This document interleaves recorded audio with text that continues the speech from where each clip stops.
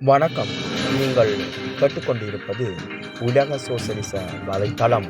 மே தினம் 2024. மூன்றாம் உலகப் போர், பாசிசம் மற்றும் சர்வாதிகாரத்தை நிறுத்த தொழிலாளர்கள் மற்றும் இளைஞர்களின் ஒரு சோசலிச இயக்கத்தை கட்டியெழுப்புங்கள். David north. அமெரிக்க சோசலிச சமத்துவக் கட்சியின் தேசிய தலைவரும் உலக சோசலிச வலைத்தளத்தின் சர்வதேச ஆசிரியர் குழுவின் தலைவருமான டேவிட் நார்த் 2024 மே தினத்தை அறிவிக்கும் வகையில் பூகோள ரீதியான இணையவழி பேரணி தொடர்பான ஒரு காணொளியை வெளியிட்டுள்ளார். உலக சோசலிச வலைத்தளமானது அந்த அறிவிப்பின் உரையை இன்றைய முன்னோக்காக வெளியிடுகிறது. சனிக்கிழமை மே 4 அன்று 4ஆம் அகிலத்தின் அனைத்து உலகக் குழுவானது மே தினத்தை கொண்டாடுவதற்கு இணையவழி பேரணி ஒன்றை நடத்தவிருக்கிறது. இந்த ஆண்டு இந்த இணையவழி பேரணியானது தனிச்சிறப்பு வாய்ந்த முக்கியத்துவத்தை கொண்டுள்ளது. பெருநிறுவன கட்டுப்பாட்டிலான போர் வெறியர்களின் இரு கட்சி கூட்டணியினது ஆதரவை கொண்ட பைடன் நிர்வாகம் அனைத்து பிரதான ஏகாதிபத்திய சக்திகளுடன் கூட்டு சேர்ந்து ஒரு மூன்றாம் உலகப் போரை நோக்கி இடைவிடாமல் தீவிரமாக முன்னகர்ந்து வருகிறது.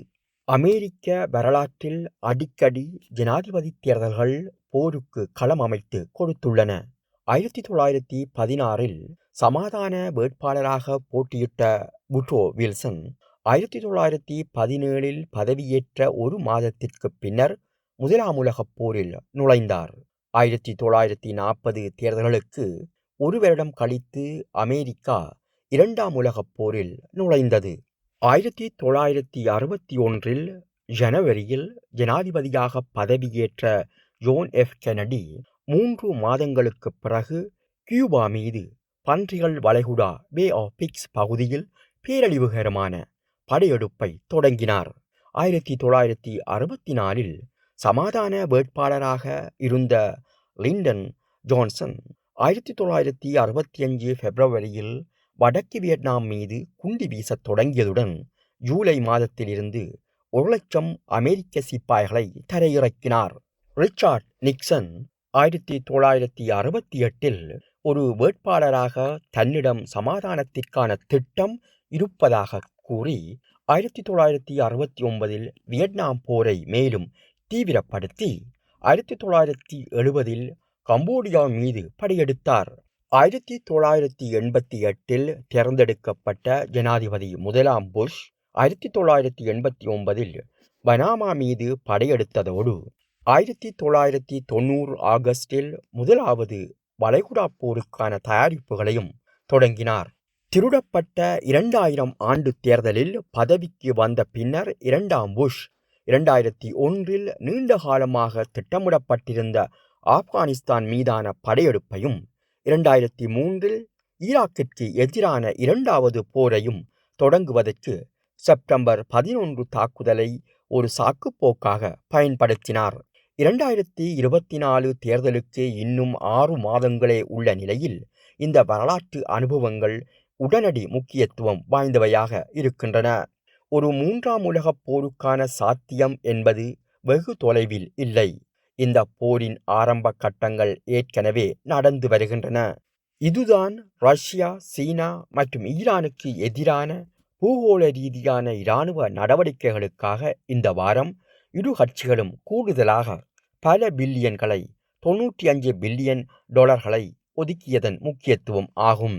அனைத்திற்கும் மேலாக பைடன் நிர்வாகம் இன்னும் ஒரு சிவப்பு கோட்டை கடந்துவிட்டதாகவும் ரஷ்யாவிற்குள் உள்ள இலக்குகளை தாக்கக்கூடிய நீண்ட தூர ஏவுகணைகளை கியேவுக்கு இரகசியமாக வழங்கி வருவதாகவும் இப்போது செய்திகள் வெளியாகியுள்ளன. ரஷ்யாவிற்கு எதிரான அதன் நடைமுறையளவிலான போரை அமெரிக்கா தீவிரப்படுத்துவதற்கு எந்த வரம்புகளும் கிடையாது. தேர்தலுக்கு முன்பே உக்ரைனுக்குள் அமெரிக்காவினதும் நேட்டோவினதும் போர் படைகளை நிலைநிறுத்த ஏற்கனவே ஒரு இரகசிய முடிவு எடுக்கப்பட்டுவிட்டது என்று ஒருவர் அனுமானிக்க முடியும். ஒரே கேள்வி, அமெரிக்க மற்றும் நேட்டோ துருப்புக்கள், விமானங்கள் மற்றும் போர் கப்பல்களுடனான போரில் அமெரிக்காவின் நேரடி தலையீடானது நவம்பர் தேர்தலுக்கு முன்னரா அல்லது பின்னரா தொடங்கும் என்பதுதான். பல்கலைக்கழக வளாகத்தில் யூத எதிர்ப்பு என்ற பொய்யான கூற்றை பயன்படுத்தி மாணவர்களின் இனப்படுகொலை எதிர்ப்பு போராட்டங்களுக்கு மத்திய, மாநில மற்றும் உள்ளூர் அரசாங்கங்கள் வன்முறையாக எதிர்வினை ஆற்றுவதானது ஒரு உலகப் போருக்கான தயாரிப்புகளின் சந்தேகத்திற்கு இடமற்ற அறிகுறியாகும். இது அனைத்து உள்நாட்டு போர் எதிர்ப்பு எதிர்ப்பாளர்களுக்கும் எதிராக பாரிய அரசாங்க ஒடுக்குமுறையின் முதல் கட்டம் மட்டுமே ஆகும். வெளிநாடுகளில் போர் என்றால் அதன் அர்த்தம் உள்நாட்டில் போர் என்று பொருள். தவிர்க்கவியலாமல் அணு ஆயுதங்களை பயன்படுத்துவதற்கு இட்டுச் செல்லக்கூடிய ஒரு பேரழிவுகர துரிதப்படுத்தலின் பாரதூரமான அபாயத்தை தடுப்பதற்கு ஒரு அக்கறையான மற்றும் தொலைநோக்கு கொண்ட அரசியல் மூலோபாயம் அவசியமாகும். சோசலிச சமத்துவ கட்சியின் வேட்பாளரான ஜோசப் கிஷோரின் ஜனாதிபதி தேர்தல் பிரச்சாரமானது ஏகாதிபத்திய போருக்கு எதிராக அமெரிக்காவிற்கு உள்ளும் சர்வதேச அளவிலும் ஒரு சக்தி வாய்ந்த தொழிலாள வர்க்க அரசியல் இயக்கத்தை கட்டியெழுப்புவதை மையமாக கொண்டுள்ளது. உலகப் போரை எதிர்ப்பது என்பது அவசியமாக உலக முதலாளித்துவத்திற்கு எதிரான ஒரு போராட்டமாகும். ஜனநாயக கட்சி மற்றும் குடியரசுக் கட்சி போர் வெறியர்களின் சதிக்குழுவுக்கு அல்லது ஐரோப்பாவில் உள்ள ஏகாதிபத்திய அரசாங்கங்களுக்கு வேண்டுகோள் விடுப்பதால் எதையும் சாதிக்கப் போவதில்லை.